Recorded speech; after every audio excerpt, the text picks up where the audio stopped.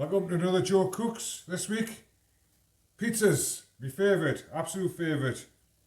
I've split it into three. It's going to be the bread, the sauce and the toppings. Don't worry, it's really straightforward, really simple. Few ingredients in each stage. We're laughing. So all the ingredients in that will be in the description as normal. So we've got nothing to worry about. Yeah, let's crack on. So in a big bowl, we want to put 500 grams of a strong white bread flour. I'm making enough for about 4 pizza doughs, so I can wrap them in, I can put them in the freezer. We'll show you that a bit later on in the video.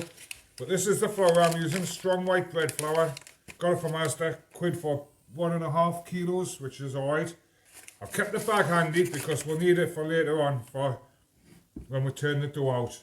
And next, you're going to take a jug with 350 millilitres of lukewarm water.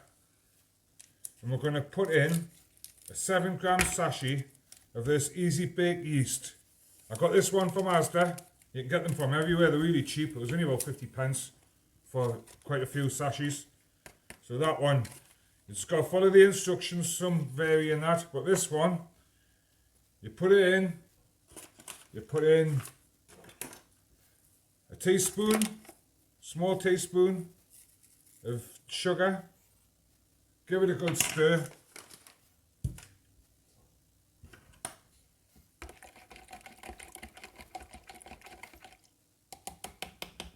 What we want to do is get our flour and make a well with our fingers. And we're going to pour this into here. Some of them tell you to wait like 10 minutes and that. This one says it's instant, so we can go. So we'll just put all this in here. We take a fork. We just want to keep folding it into the middle until you start forming a dough and all the water starts getting soaked up. You'll see it when it happens.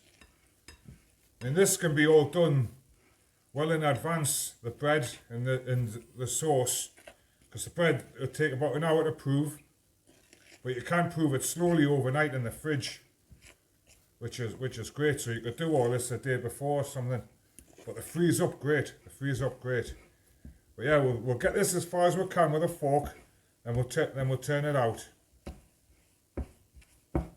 Don't worry if it looks a bit dry in that, it's fine. Once we start kneading it together properly in that, it'll come together great. But anyway, that's as far as I can get with a fork. What I'm going to do, I'm going to remove my chopping board.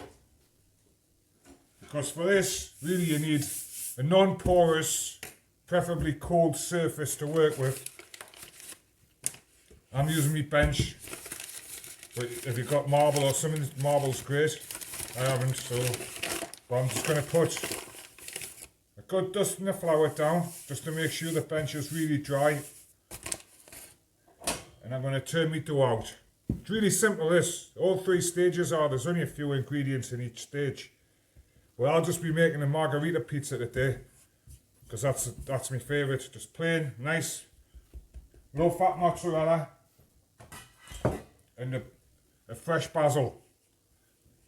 And it helps keep the calories down, because all the calories really is in the bread. So if you can keep the topping under control, then you have a relatively low calorie pizza. I think this one comes well under 600 calories.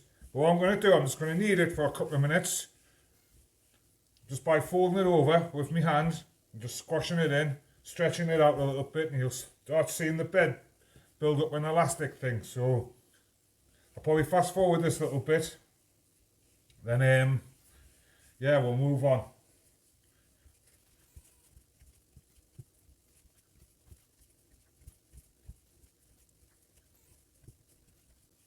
Right, this dough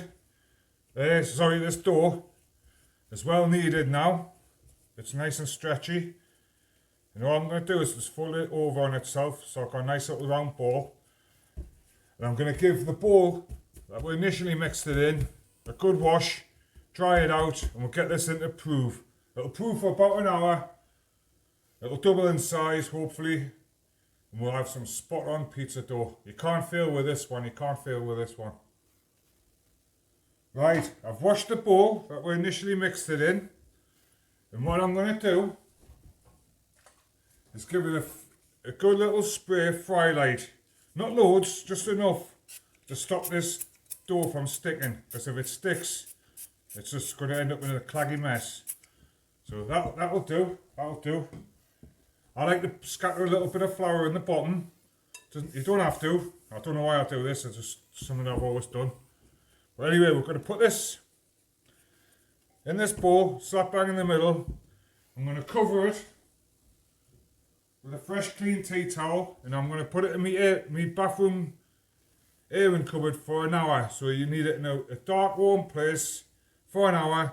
Hopefully it'll double up in size and we're good to go. While that's starting to prove in the airing cupboard, let's have a quick little brush up, and we'll start with sauce. The sauce is really simple, really easy. Couple of ingredients. It costs pennies. I think this whole pizza costs 75 pence each, 75, 80 pence maybe at a push.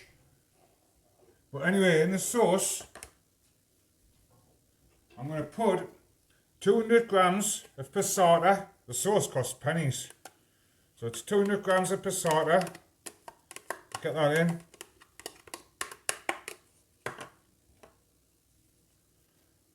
Some garlic, 10 grams pureed.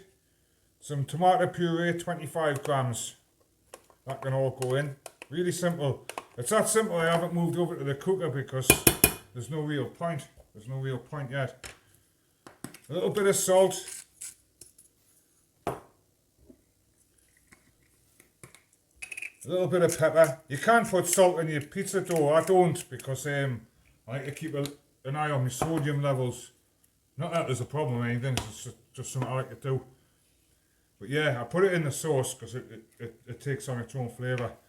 Anyway, and we're going to put a little small handful of this Italian herbs. Not too many, that'll do, that'll do. And it's just a case of giving it a mix. And we're going to put it on the hob. I've got mine on number 2, which is about quarter heat. I'm going to bring it up to the heat with the lid on. Once it's hot, I'm going to take the lid off. I'm going to let it simmer for about 15 minutes. Then I'm going to turn the heat off and just let it cool down on its own. Then I'll put it into a plastic tub. So there, right, that's the first part, and that's the bulky part of this done, really. We'll move on to the fun part next. I'll have it cleaned down. We'll wait for our bread to prove in the airing cupboard. Yeah, and it's good. We'll be good to go. We'll be good to go. Right, it's been an hour. I've taken the dough out of the airing cupboard. There. Let's have a look. Hopefully, we've got a nice bowl that's doubled in size. Oh, look at that. That's perfect. It's perfect. Right, what we're going to do now is just we'll bench again. And we're going to turn this out, and hopefully it will just flop out in one big piece. Is it coming? Yeah, look at that. Perfect, perfect. Nothing left in the bowl. Absolutely spot on. Yeah, tell us in the comments how you make your pizzas. You know, I'm interested. I'm always learning. But anyway, we're going to make sure this bench is nicely dusted. If you need more flour, get more flour out your bag and that. I need a bit more, I think. Just feel it beginning to nip the bench. Right, what we're going to do is we're going to divide this into 4 equal pieces, or 4 equal-ish pieces. They're not going to be exact, doesn't matter. And we'll keep 1 for our pizza dough today, and the other 3 I'm going to wrap and I'm going to put in the freezer. I might keep 1 in the fridge because I do like this pizza, and I'll probably have 2. But anyway, the way I find best is to use a food bag. You see people doing it with cling film, but every time I do it with cling film, it seems to just end up in a sticky mess, and the cling film rips apart. But all I'm going to do is just put 1 in a bag, tie the top, and it's got to go. It can go in the fridge, for a couple of days, then into the freezer, or I can go straight into the freezer. It's good to work a bit quick here because this dough is technically it's still proven, but once you get it in the fridge or the freezer, it'll slow it right down and it'll stop. So if you've got a warm kitchen, work pretty quick. But yeah, tell us what toppings you like on your pizzas and that, and how you make yours, and what I'm doing wrong, what I'm doing right. It's all a learning curve. We're all here to learn, so it's good. Anyway, that's our pizza dough taken care of.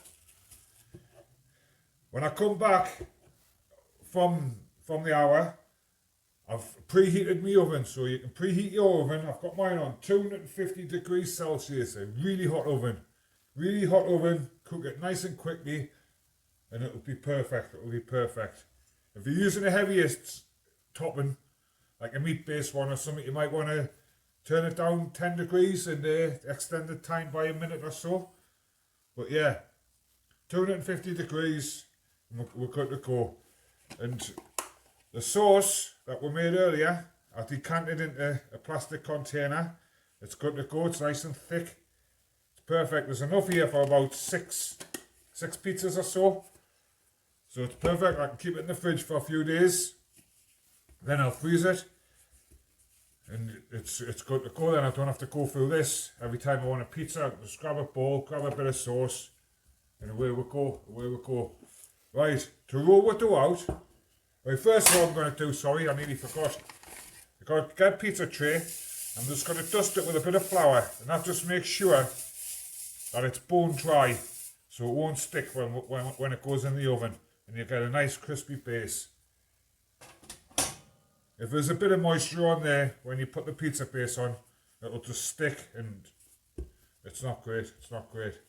But anyway, yeah, share these videos with people who you think will benefit in that, or have a go yourself. You know, there's no need to be buying shop bought pizzas.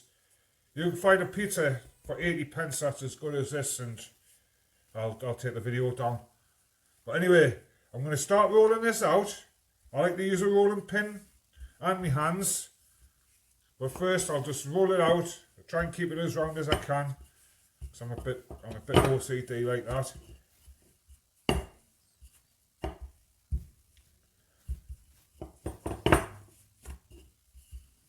You'll find your dough, because of that groove, it's gone really strong, really flexible, but it's still got a nice soft touch. And that's what we're looking for. Anyway, this is about as far as I'm going to go with a rolling pin. What I'll do is I'll bring my tray in, and I'll put it on my tray, and I'll just, with my fingers, I'll just stretch it out a little bit. You can be like not rough, but you can be roughish, because all these knobbles will form that pizza shop feeling when the crust's all knobbly around the edges and that. It's lovely. But yeah, but it won't stick. And now it's just a case of dressing the pizza. Like I said, I'm going to use a plain old Margarita one, light mozzarella and fresh basil. You can use what you want, but remember, calories come from the toppings really. The bread's heavy in calories to start with, but you can cut some out. But anyway, stop banging on about eating healthy. We're having pizza, for God's sake. Right, I'm going to put a good amount of sauce on. The good thing about making your own pizzas, you are in control of what goes on it. So if you don't like a lot of sauce, don't put a lot of sauce on. If you like loads of sauce, go for your life, you know. It's a joy of doing it yourself. You're in total control. So I'll put the sauce out, and I'll do it to about an inch around the edge, so I've got something to hold on to when it comes out the oven. And yeah, I'm going to be using, like I said, a mozzarella. This one. I'll be using half a bowl, which is, I think it works out at about 80 calories. This is the one I'm on about. It's a 50% less fat one. So it all helps. It'll probably melt a bit slower, but that's fine. And yeah, 50 pence a bowl does 2 pizzas. So the topping itself is about 30 pence. about 30 pence. And the basil I'm using is fresh basil. I bought a plant. I'll try not to get soil on my pizza. But I bought a plant, and I've been picking off this plant for weeks. I mean, I must have had 20 good meals off this plant for like 70 pence. And I think the bag of fresh basil was 65 pence, so I've done well. I've done well. Anyway, take a pair of scissors. I love scissors, you know. Scissors are a great tool for in the kitchen. I recommend them to anyone. And I'm just going to trim and just scatter it about. Looks great, this. I think it was based on the Italian flag, you know. I'll get a couple more leaves off the plant. I think something like that. I think I heard Stephen Fry going on about on QI or something. Anyway, that's that. And the cheese, I'm going to use the scissors because it's easier. You can rip it, you can cut it with a knife, but I find the scissors easier. And I'm just going to go around and just fill the gaps in, because this will spread out and that. So it doesn't matter if it's like neat or not neat. Makes no difference. It will all spread out and join it together and that. And look fantastic. But look at that. Look how fresh and nice that looks. One more in the middle. That'll do me. That'll do me. And this can go into an oven. And it heats up 250 degrees for about 7 minutes. You just keep an eye on it towards the 7 minutes and that. It might take it longer, might take a bit less. But until the cheese starts bubbling, but not bubbling so it's raging. Yeah, I'll have a nice clean down. I'll get my board back. We'll cook the pizza. Job's a good one. We're done. We're done. Like, comment, subscribe, do all the things that YouTube like you to do in that. Oh, look at that. Look at that. Fantastic. We'll have a quick look at this and yeah, we'll wrap this one up. So thank you for watching. Be kind to each other and that. And have a look at this. This is me cutter, you know. I got it from the charity shop downstairs. It's absolutely fantastic. Works a treat. Watch this.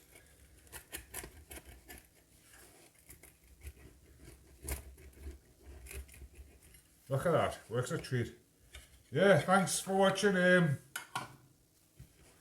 Share the video with people who you think you'd like to, who would benefit from it. Look how stringy that is. That's a sign of a good pizza, a good stringy cheese. Right, well, have a good look, wrap it up, and I'll see you on next week's video. Thank you very much. Be kind to each other, and goodbye.